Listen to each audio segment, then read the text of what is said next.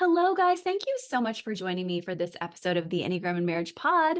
We are continuing our sexual instinct series as we ignite the flames of your love together today. I hope more than ever, we're continuing on bringing out good virtues where you guys are trying to love each other with attraction, with goodness. And today we're talking about how to, some of the performance aspects of sex in that three space. And if we're looking at Enneagram, we'd say some intimacy with four and some research with five.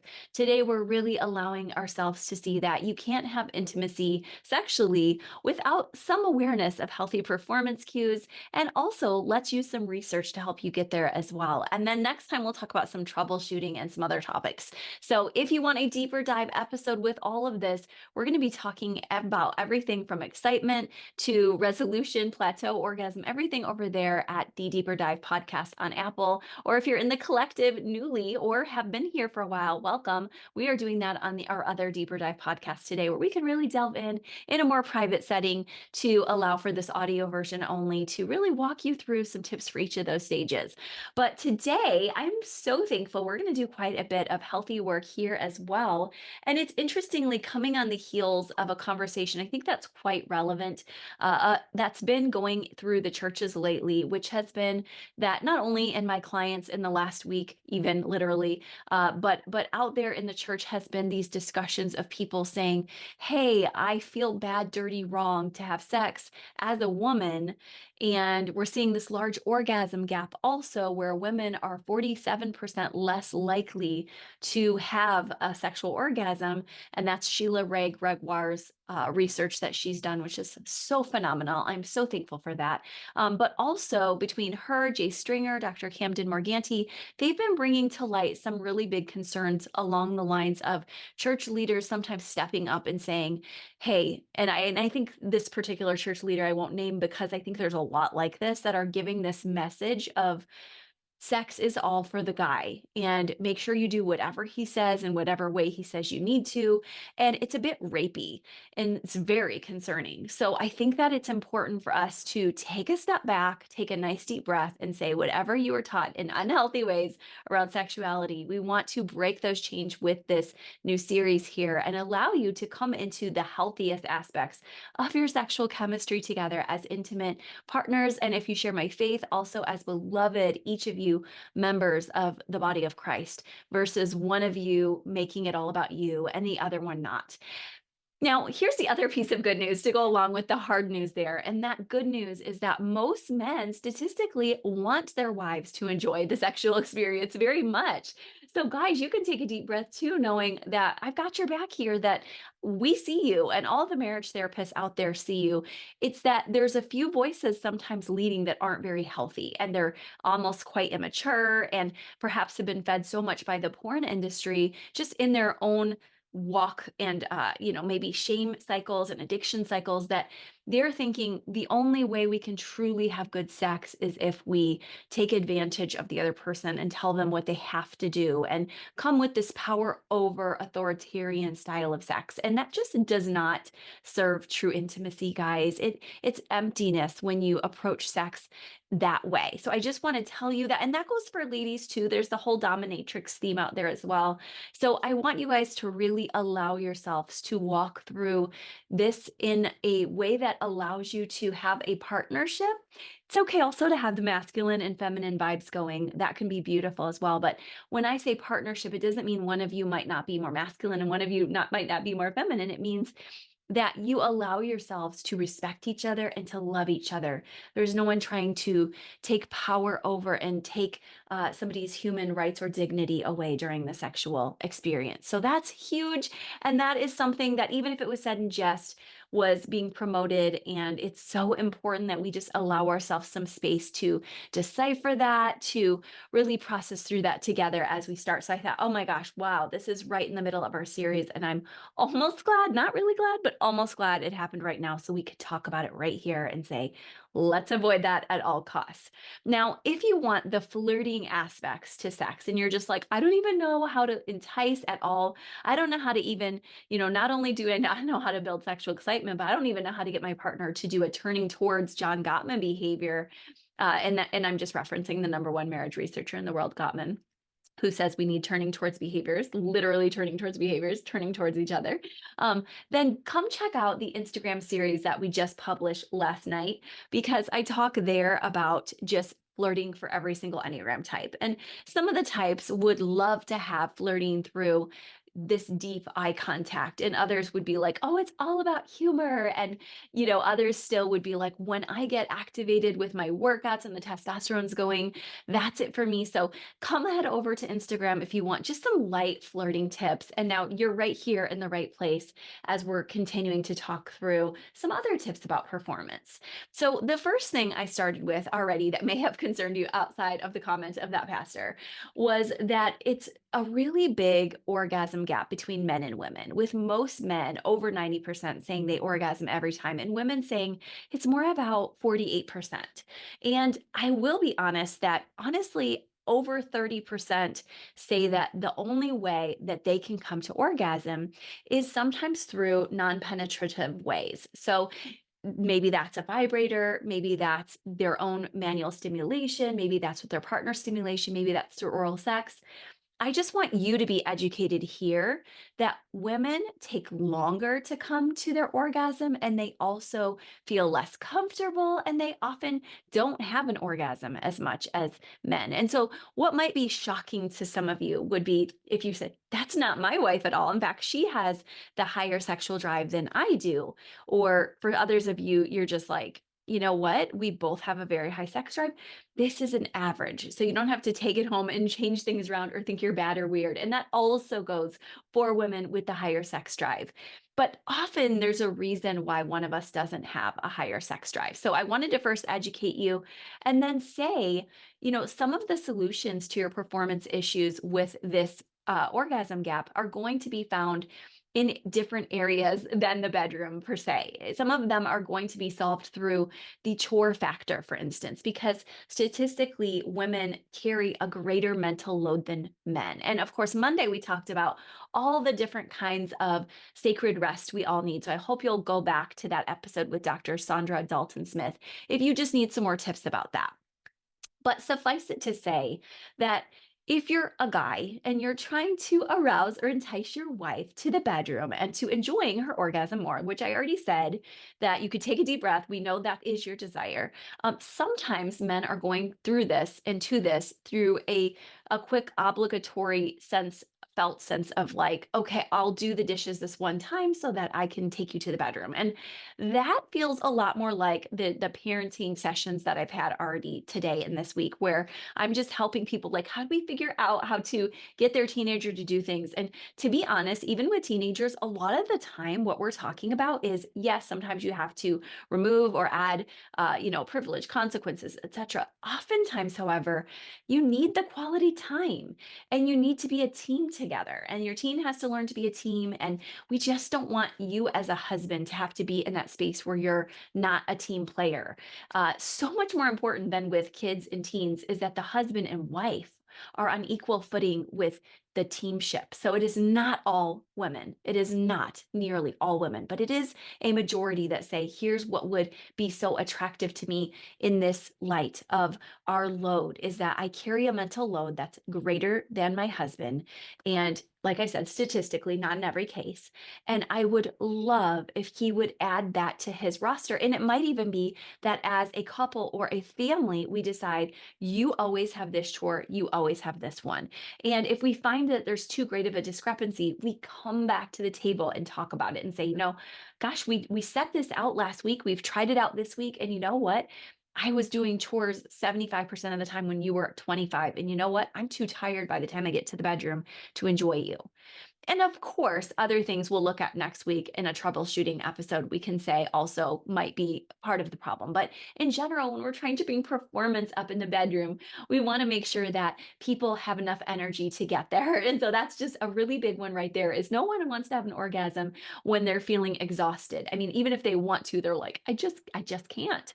And so not only can you have the hyper arousal, like I'm so excited that I can't have an orgasm, but now I'm so tired that not only may I not be able to have an orgasm, but also I am experiencing a sense of maybe disappointment as well because I am also disappointed that my spouse, my husband, is acting like a child in that way of not sharing and carrying the mental load. And they're like, Mommy, what do I do next for my chores?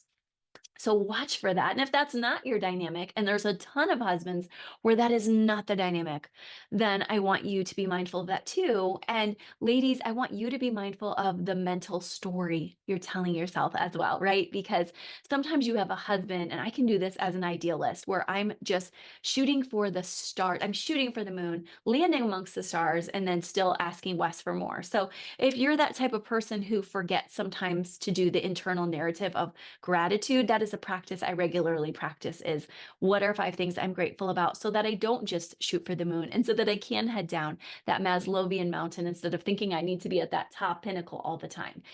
So that climactic space cannot last all the time. You have to come down not only to the plateau, but also to the ground, and just allow yourself some breath work. You have to allow yourself some rest, some times where it's maybe not exciting, but you're just in the drudgery of, yeah, it's hard. Life is hard sometimes. You have to do chores. You can't always feel sexy. That is real too. So, in our quest for sex, keep a healthy mindset and make sure you're dealing with each other in terms of just like, hey, are we feeling aligned in the loads that we're sharing? Because we're reading this new statistic, maybe hearing it again. How are we really feeling about that after we've considered telling the healthy internal stories and looking at it practically both? Promise me you'll do both. Okay, now moving on, another reason why your performance might feel less than and you're missing out is that you just don't know the mechanics. You don't know the research behind, like I said, what it takes for both of you to come to orgasm. And sometimes it's because people don't feel comfortable telling each other how to move around. And that is something we already said is culturally just part of our story. I was even hearing Sue Johnson, the creator of Emotionally Focused Therapy. We've talked a lot about her on this podcast, and I did my master's thesis on her. And she's reminding us that a lot of people over her 35 years, and I'll agree over my 20 plus years of working with couples, are not comfortable with talking about sex any more than they were 20 to 35 years ago. It's just part of our nature. So when you're feeling like, are we the only ones who don't talk about it? No, it's hard to talk about sometimes for so many culturally diverse reasons. But that's everybody, not even just evangelical Christians. So couples who are not going to fit in that bell curve, of course, are talking about it. But I'm just saying the majority are not. Therefore, women are not experiencing as much awareness or empowerment to say, here's what really excites me and enthralls me. And sometimes they're just leaning in like, okay, I don't have many orgasms, but I just want to please him. And that's okay, but I love Sheila Ray Gregoire's analogy we shared with her on the podcast a couple of years ago. And she's like, it's like you're both going out to dinner, but only one of you is really getting the satisfaction. And the other one is just watching, like, oh, it's so wonderful to watch you have dinner. And yet I'm also hungry in some way, shape, or form. And so keep that in mind, guys, that really the goal I would love for you to have would be for you both to orgasm. And one way to make sure that happens is to, not use pornography, not be masturbating, but saving your time of excitement, enthusiasm for each other.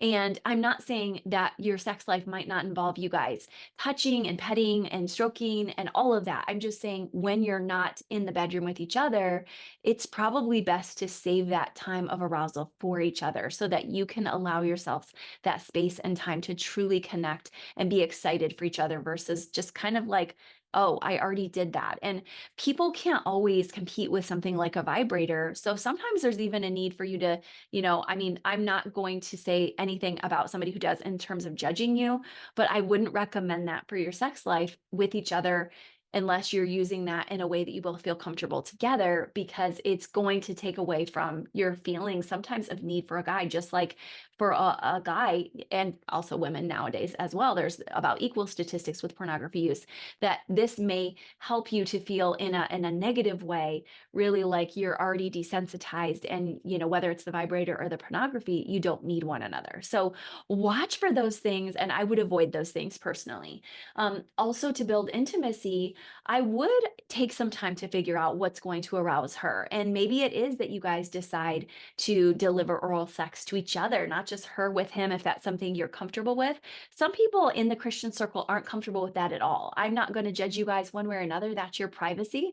But I think that it's important that you allow one another to figure that out together, to say, here's what I'm comfortable with, and here's what you're comfortable with. And if one of you is not comfortable, then don't do it.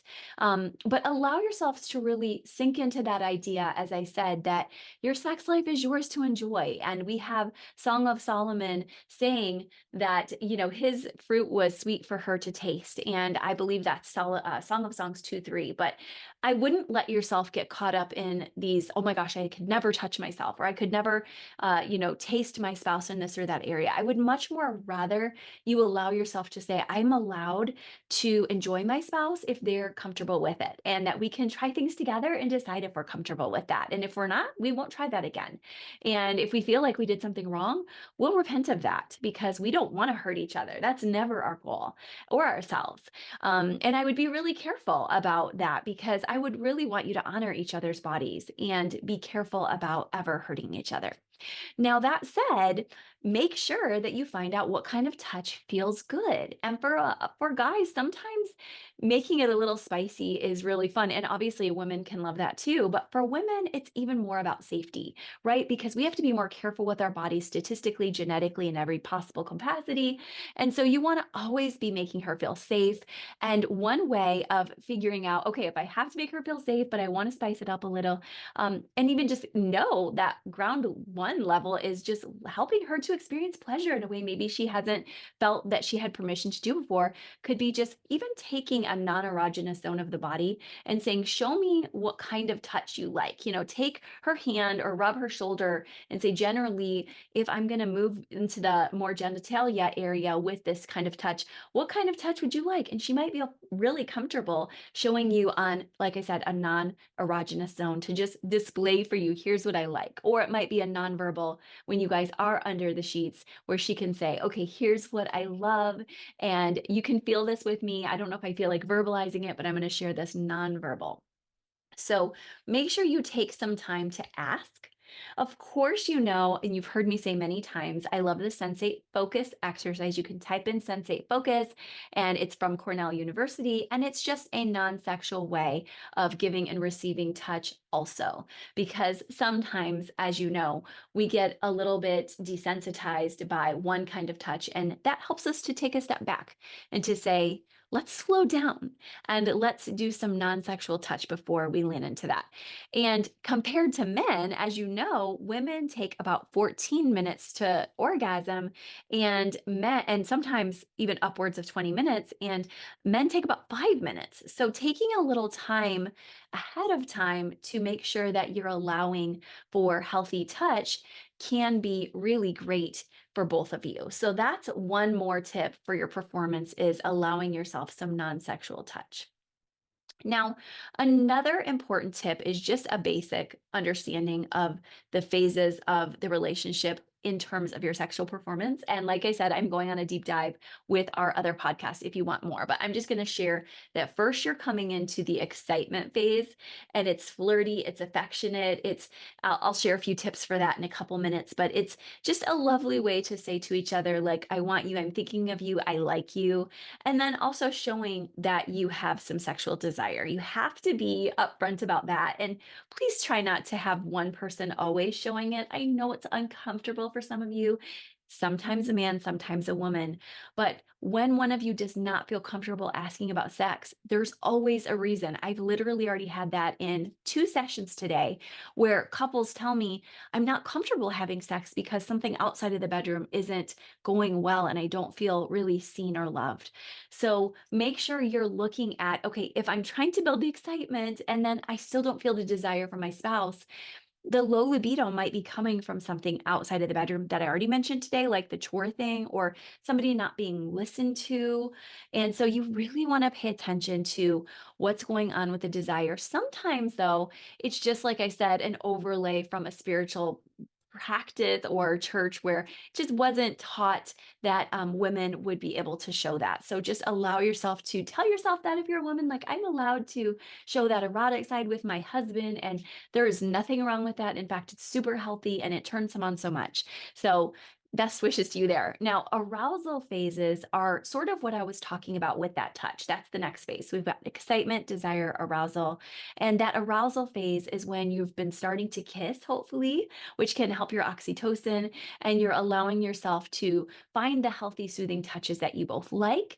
And that will help you if you keep leaning into that and allowing yourselves to drink of that and to position yourselves in ways that can either be traded back and forth or both developed simultaneously in some cases, then you can hit the plateau. And that's a comfortable place for couples to enjoy for a while when they can learn, oh, this is really nice to stay here in this pleasurable zone for a little while until they come to the orgasm, which is a climactic experience. Now we're heading up that mountain, and now you're able to allow yourselves this release, this vulnerability that says, wow, I'm allowing my body to come into complete parasympathetic and sympathetic sort of states bonding at once, where I'm both relaxed and excited, and there's a lovely burst, and you head down to resolution, where hopefully we're learning together to stay and to bond a little longer, to maybe rest.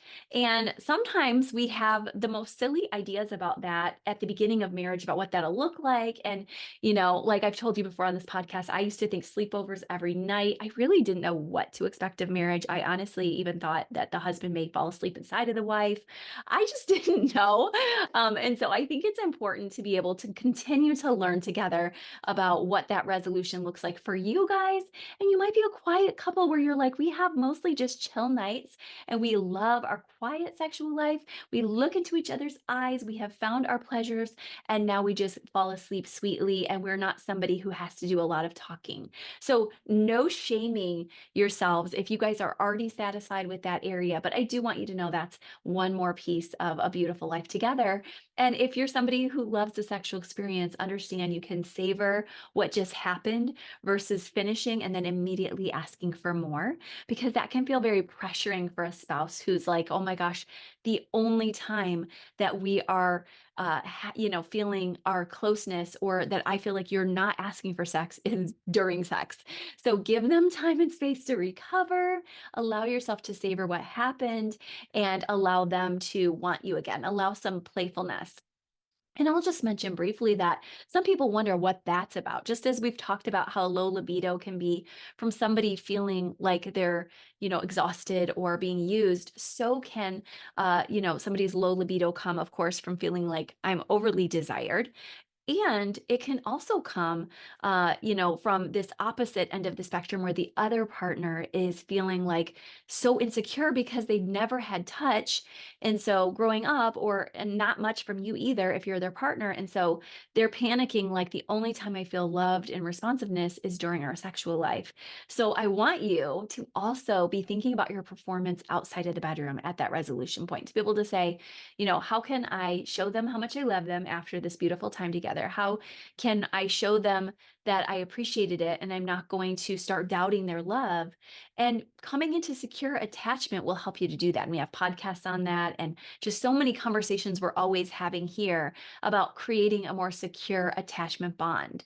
But I will be honest that spouses who don't allow themselves to have a sexual relationship often don't have much secure attachment, because one of the spouses is feeling like, I'm being ignored, I'm scared, this is really hard for me to understand if you love me. And sometimes couples are just like, we're both too tired. And I saw a couple like that recently, and they said it wasn't important to them, but then they came back a while later and they said, we feel like we're just roommates because we just kind of gave up on that part of our lives. It was annoying. It was difficult for various physical reasons, even. But sometimes you really need to tell yourself, let's work at this, because this is a bond we share in this way that we don't share with anybody else. And it is what creates this extra special bond between us. And as we said, if both partners can find that way to orgasm, there's a beautiful release. And there's statistics around that as well, that it's healthy for you to have orgasm. And so, like I said, don't overdo where you're forcing your spouse into this as the only area of intimacy. Um, get other kinds of intimacy where you're like hugging and you're kissing and you're telling each other beautiful things. But also allow yourselves to that space of just celebrating the intimacy you're already having and not asking for all the more all the time. So, I also want to let you know about flirting just a little bit because I think that that's something that we wonder about when we're trying to develop intimacy. When we say, what really makes my partner feel special? And of course, I already said we're going to have some nuances, and that's where we covered it on Instagram last night. But here's a few more tips that I love from Sheila Wright Gregoire's husband in their book, The Good Guy's Guide to Great Sex. And he talks about how many women surveyed said that some of the things that made her feel more special, and again, approaching that orgasm for female too. But please, if you are the guy listening or the wife listening for her guy, I want you to know that this is a two-way street, not just for him to give to you. But think of beautiful ways you two can connect instead of just perhaps nagging or making somebody feel like you have forgotten all the good they do for you. And all you're doing is asking for the next thing all the time. So for both partners, this is the goal, calling each other. And of course, tweak this for your personalities, but calling each other at random times of the day just to hear each other's voices is a good way, or sending little messages, giving a kiss goodbye, leaving everywhere, telling each other that they're attractive or beautiful. Often we hear that for girls, but guys love that as well. And it can be different pieces of that where you might compliment strength or something else, agility that you love, intelligence. Leave little notes telling you that you love each other. Maybe also some of you are acts of service people, charging the phone for each other. Make sure they're drinking water, getting hydrated, putting gas in the car. Now, for some, this might feel like this was just a parent child. But for others, like I said, stage of life really matters. This is life. This is the refreshment that they need. So you might be wondering, why is Krista talking about flirting, like getting gas in the car? Because sometimes that feels like flirting, quite frankly. Another piece that may fit a little bit more into the traditional flirting is reaching over and touching each other while falling asleep, just to get that little sensation of touch. It could be that coffee getting brought to one another. It could be sending a picture of yourselves to each other. And of course, if it's a sexual picture, please be careful. I don't do that. One more I'm going to add is emojis. I love to send Wes an emoji, as I've mentioned on the podcast before, and that helps him to know that I am thinking about him, and it just helps him to feel like I'm flirting with him. And yes, there is such a thing as emoji flirting. So you knew you're going to hear that from a type 7. You don't have to do the same as me, but it might be something fun that you add in. Now, a little bit more as we close is just this flirting self-evaluation I love from Dating Divas. They have a questionnaire. You can just ask yourself a few of these without judgment, but in hopes that you, not your spouse, but you, listener, friend here, community member, that you would bring these pieces into your marriage in order to build up this foreplay and the flirtation so that you can even get to that excitement and desire phase. These questions are: do you laugh together often? Do you tease each other? Do you write the playful notes? Do you send flirtatious text messages? Do you have little private inside jokes? I'll add on, some couples love it when their spouse smacks them on the bottom and runs away. Others hate that. You guys can decide that together. Do you have private inside jokes? Do you use anticipation? Like I said, withholding a little bit. Do you surprise each other, spoil each other? Do you hold hands? I'm going to add date nights here. Do you kiss? Do you make out? Do you rub each other's backs? These are great little flirts, and I just want you to know that that's part of it all. So thank you for hanging out with me for this research today. Thank you for hanging out with some of these performance analyses today. And then also, of course, like I said, just these intimacy building tips. So I am so grateful for you. I have been getting great feedback about the series, and I am so glad we're on this journey together. Please come join me at the other series if you just want to delve in for tips even more in that sexual arousal phasing, and we'll take it all the way from excitement through orgasm and resolution there. So have a wonderful day, and I hope your marriage is so blessed by this information. I'll talk to you soon. Share it with somebody you love. If so, bye-bye.